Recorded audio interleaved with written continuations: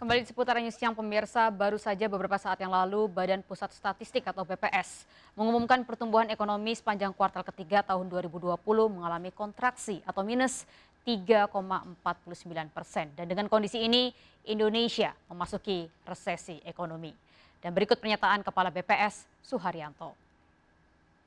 Bandingkan dengan posisi triwulan ketiga tahun 2019, berarti ekonomi Indonesia pada triwulan ketiga secara tahunan atau Y on Y masih mengalami kontraksi sebesar 3,49%. Tetapi kalau kita bandingkan dengan triwulan kedua tahun 2020, perekonomian kita tumbuh positif 5,0%.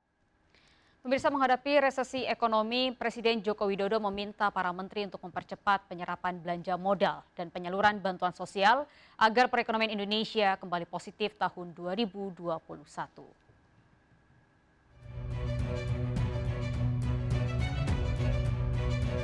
Pandemi COVID-19 membuat negara-negara di dunia dilanda resesi. Tidak terkecuali Indonesia, pertumbuhan ekonominya ikut minus. Meski membaik di kuartal ketiga kali ini, namun Presiden Joko Widodo memastikan pertumbuhan ekonomi Indonesia masih minus. Angka konsumsi rumah tangga juga masih minus 4%, sehingga pemerintah akan mengandalkan serapan anggaran pos belanja kementerian dan lembaga untuk terus mendongkrak pertumbuhan ekonomi Indonesia. Dari 5,32 minus menjadi minus 3, sekian.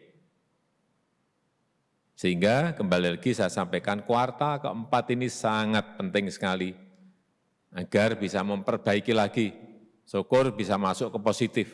Sehingga belanja, spending harus menjadi kejar-kejaran kita semuanya.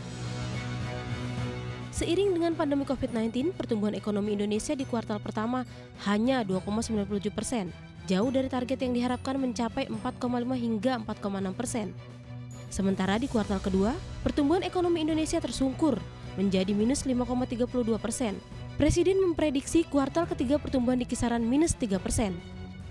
Para menteri diminta mempercepat penyerapan belanja modal dan penyaluran bantuan sosial di kuartal pertama 2021 agar perekonomian Indonesia kembali tumbuh positif di tahun depan. Dari Jakarta, Tim Liputan iNews melaporkan.